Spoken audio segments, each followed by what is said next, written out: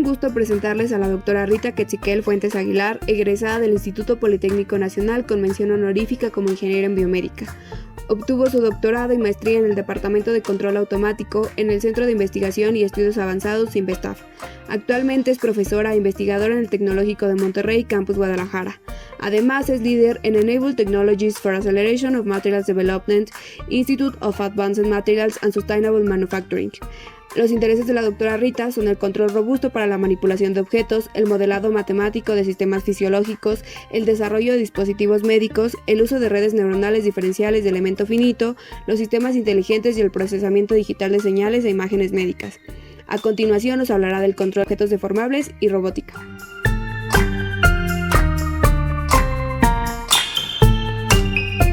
En esta ocasión les voy a presentar lo que es control, objetos deformables y robótica. Mi nombre es Rita Fuentes y pues comenzamos. Cada día se crean nuevos materiales.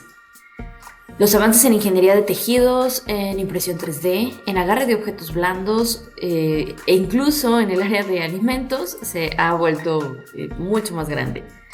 Ha crecido tanto que incluso ya tenemos robots que han logrado operar utilizando un médico, un joystick para manipularlos, pero también ya existen robots que han podido operar sin la necesidad de tener un médico que los controle. Cuando hablamos de un objeto que es deformable, un objeto que es suave, como estos ejemplos que di de los nuevos materiales que se han estado desarrollando, estamos hablando también de que será imprescindible la búsqueda de una forma de explicarle a esos robots o de explicarle a la computadora qué es un objeto suave, cómo puede distinguirlo de otros objetos. La forma en la cual el humano puede distinguir un objeto suave de un objeto rígido es a través del tacto. Por lo tanto, la forma en la que le podemos avisar que un objeto tiene características diferentes en cuanto a textura o en cuanto a cómo se siente, pues es a través de ecuaciones matemáticas. ¿Por qué necesito un modelo matemático? Normalmente los controleros o las personas que trabajamos en el área de control automático requerimos de un modelo para permitirnos diseñar un control. Esa es la razón principal de por qué es interesante obtener una ecuación explícita o una forma de describir matemáticamente este tipo de sistemas. Aunque se dispone de múltiples programas de simulación para analizar sistemas de este tipo, que son los que mencioné antes, pues normalmente es una tarea difícil obtener modelos matemáticos explícitos a partir de las simulaciones. Dado que esto sucede, se ha buscado describir este tipo de sistema con alguna aproximación matemática que ya se ha manejado con anterioridad. A este tipo de sistemas que les estamos presentando, pues se pueden diferenciar de los otros, pues los llamamos sistemas de parámetros distribuidos. A diferencia de otro tipo de sistemas, estos son modelados o son descritos matemáticamente utilizando un tipo de ecuación que se llama ecuación diferencial parcial. Los sistemas de parámetros distribuidos son aquellos en los que es necesario considerar la distribución espacial de sus parámetros, es decir, son sistemas que cambian en espacio y también en tiempo, lo cual los hace pues bastante interesantes y complejos también de describir matemáticamente. Estos son algunos ejemplos de cómo funcionan esos simuladores que les mencionaba y pueden utilizarse para objetos flexibles como una viga voladiza, por ejemplo, para tejido, por ejemplo el corazón, o para los nuevos materiales que se han creado con impresión 3D. Entonces, estos son algunos ejemplos de algo que se puede modelar y que se denomina sistemas de parámetros distribuidos. Ahora, ¿por qué necesito entonces de un modelo matemático? ¿Y qué es un sistema de parámetros distribuidos exactamente? ¿Por qué tengo que controlar este tipo de sistemas? Bueno, voy a empezar por qué es un sistema de parámetros distribuidos.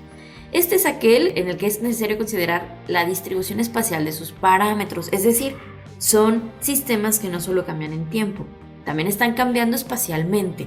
Su geometría se modifica con el pasar de los segundos, los minutos, los días, los años, y pues a esto se les denomina de esta forma. Los hace bastante completos, interesantes, y pues su descripción matemática se aproxima un poco más a la realidad con respecto a aquellos sistemas que únicamente modelan con respecto al tiempo. Algunos ejemplos de este tipo de sistemas pues son los que ya les mostré y también estos que aparecen aquí. No solo en el área médica como tejidos, sino también en el área de la robótica suave y en el área de la interacción robot y objeto, que le llamaremos deformable. Entonces, con el fin de poder manipularlo, de poder lograr que un robot tenga interacción con estos objetos o incluso pueda manipularlos para lograr esas formas que nosotros le podemos dar, por ejemplo, a una plastilina, o en el caso de aplicaciones reales, yéndonos a aquellos que trabajan en el área de tejidos que generan scaffolds.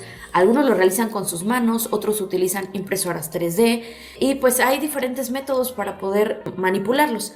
Como humanos, pues pareciera una tarea sencilla darle cierta forma, tal vez a algo que se siente como una gelatina, que se siente como una plastilina. Si fuera una gelatina, tú dirías, pues genero un molde y lo pongo, que es un proceso de manufactura que podría realizarse y que pues es muy utilizado. ¿Qué sucede si la generación del molde tan solo te implica un problema? Y si es mucho más fácil lograr hacerlo tú con tus manos. Quisieras darle esa propiedad a un robot también para que pueda hacer lo mismo que tus manos hacen. Entonces es por eso que necesitamos controlar este tipo de sistemas, darle esa información al robot para que pueda manipular el objeto, porque pareciera una tarea sumamente difícil para ellos, pero no lo es para nosotros. ¿Cómo es que lo estamos haciendo nosotros en el laboratorio? Bueno, lo primero que necesitamos es, pues, lo que yo veo del objeto, poderle decir a la computadora qué es. Entonces, en este caso, por ejemplo, yo tengo un globo. El globo está relleno de harina, entonces se comporta como un fluido por cómo se mueve, ¿verdad? No mantiene su forma, la va perdiendo. Entonces es interesante, es un objeto que tiene una cobertura elástica, que es como una liga, que es el globo, pero también tiene una propiedad que se denomina plástica, que es esto de que no regresa a su forma una vez que ya lo moví, ¿no? Una vez que ya le di yo o lo manipulé para darle alguna forma deseada. Entonces coloco este globo y le pongo marcadores, así se denominan, y deben estar familiarizados con este sistema porque si han visto la televisión, han visto películas, se utilizan muchísimo con los actores actualmente, en los que les colocan trajes negros y unos marcadores como estos de aquí que son reflejantes y les pintan la cara con puntos también. Entonces, si han visto ese tipo de escenas, entonces justamente la misma tecnología es esta, solo que yo no le voy a dar un CGI a mi globo. No lo voy a animar. Yo lo que quiero es obtener esos puntos y ver cómo están cambiando en el tiempo, porque así voy a ver la deformación que sufre. En este caso arrojamos el globo a una distancia de una altura hacia el suelo y medimos con estas plataformas de fuerza, pues con cuánta fuerza había impactado el suelo.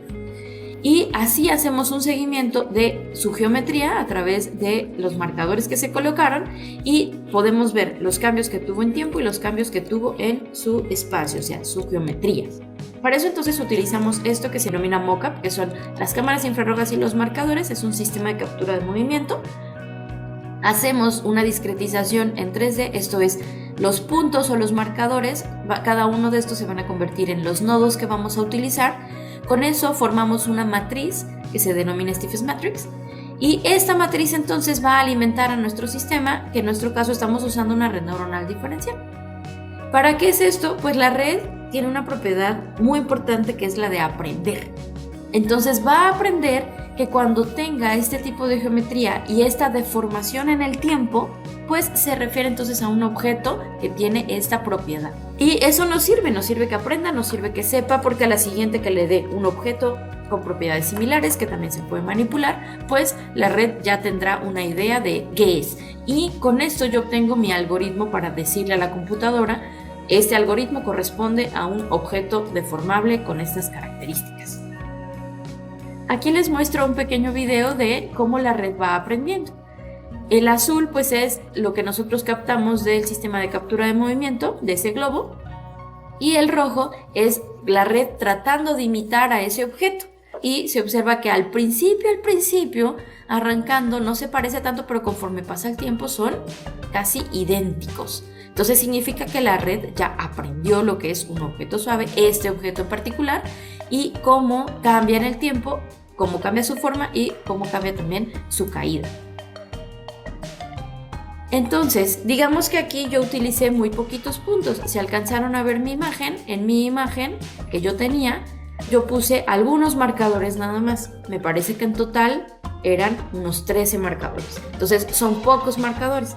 ¿Qué es lo que hago? Tomo esos marcadores y los voy a multiplicar, o sea, voy a poner muchos más. De esos muchos más yo logro hacer algo que se llama triangulación. Entonces, con esto yo genero elementos triangulares, que son esos que se alcanzan a ver, y esto describe todo mi sistema. Cada elemento triangular sabe la propiedad que tenía mi objeto, la propiedad de deformarse y de qué forma se deforma. Esto entonces corresponde a la primera parte. Ya logré tener una descripción matemática de mi sistema. Lo siguiente es ahora tener una descripción matemática del robot que voy a usar.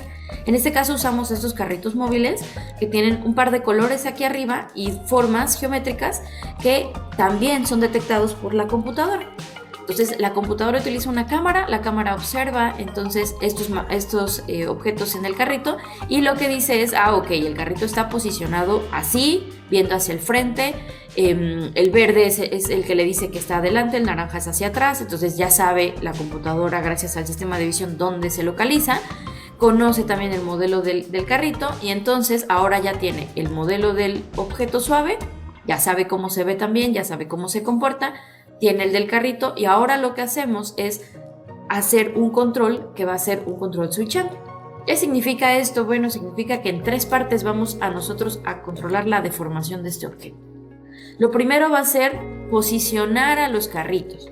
Entonces ponemos el objeto en el centro y le decimos a los carritos, ahí está el objeto, ahí es a donde tienes que llegar. No importa dónde partan ellos, en qué punto del espacio, lo primero que tienen que hacer es acercarse al objeto. Lo segundo que tienen que hacer es orientarse, es decir, no me sirve si el carrito le está dando la espalda al objeto, ¿verdad? No me sirve tampoco si está el carrito paralelo al objeto. Necesito que esté de frente uno con el otro, entonces los oriento.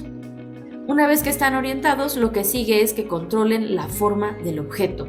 Entonces, ellos comienzan a presionar este objeto para llevarlo a la forma deseada. Si yo quería que en vez de ser un circulito fuera ahora, por ejemplo, un óvalo, entonces los carritos deberán presionar el objeto en las orillas para formar ese óvalo.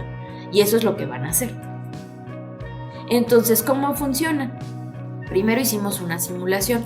Lo inicial es tener en la computadora toda la información. Ya tenemos la información del objeto y ya tenemos la información del carrito.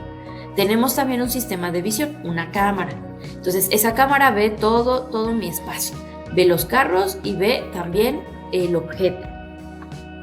La computadora entonces se va a comunicar con cada uno de los carritos para darles instrucciones. A esto se le llama comunicación centralizada. O sea, el cerebro ahorita y el que dice qué hacer es la computadora. Las manos de la computadora van a ser cada uno de los carritos y la plastilina pues va a ser el objeto que pusimos en el centro. Corremos la simulación y entonces, como les dije, no importa dónde inician los carritos, primero tienen que aproximarse al objeto, después tienen que orientarse y después tienen que deformarlo. Además de la simulación, también hemos hecho una implementación. Esto implica que esto que les dije aquí lo probamos a ver si en la vida real también funcionaba. Entonces tenemos los carritos con sus marcadores también para que la cámara lo pueda ver, una iluminación para la cámara, el objeto que está en el centro, en este caso el objeto es un slime, es decir, es como el llamado en México moco de King Kong, entonces ese es el que estamos utilizando, que es muy difícil porque yo le doy una forma y al ratito ya la perdió. Entonces es lo interesante, los carritos deben mantener la forma que le den al objeto. Y pues aquí está cómo se ve la simulación que teníamos, esto es ya en la realidad, y pues vamos a ver si lo logramos o no lo logramos. Aquí les muestro un pequeño video de eso que realizamos. Aquí están los carritos ya en la vida real, esto es lo que ve la cámara, ve el objeto, ya hizo la triangulación y los carritos llegan y comienzan a presionar el objeto hasta que estos puntos azules están en la posición deseada. Entonces aquí nosotros vamos viendo cómo va el error y si se dan cuenta el error fue bajando poco a poquito. Bueno, aquí le faltan, ¿no? Ceros, no caben, pero el error pues quedó muy pequeño para cada uno de los carros. Y eso es todo. Justamente de eso trata este proyecto. Y para que sepan, existen nuevas implementaciones y nuevos trabajos que se han realizado, como por ejemplo robots que manipulan masa de pizza. También hay robots que manipulan esponjas y dirían, ¿para qué quiero esponjas o toallas? ¿Eso de qué sirve? Bueno, de nuevo, si nos vamos a los robots que operan, pues necesitan saber cómo se siente un tejido, cómo se siente un órgano para poder tomarlo y no romperlo, o tomarlo y no tirarlo. Entonces eso es importante, tienen que saber cómo se siente. También pues no solo se usa para eso, sino también para el área de la robótica flexible en la industria.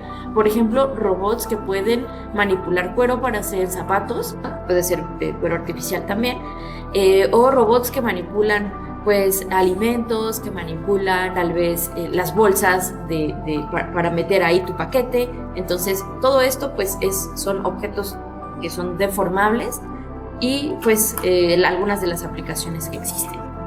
Mi nombre es Rita Fuentes y pues muchísimas gracias por haberme escuchado. Espero que esto les guste. Es otra aplicación más que tiene el control. En este caso les presenté un control switchante y pues gracias por su atención.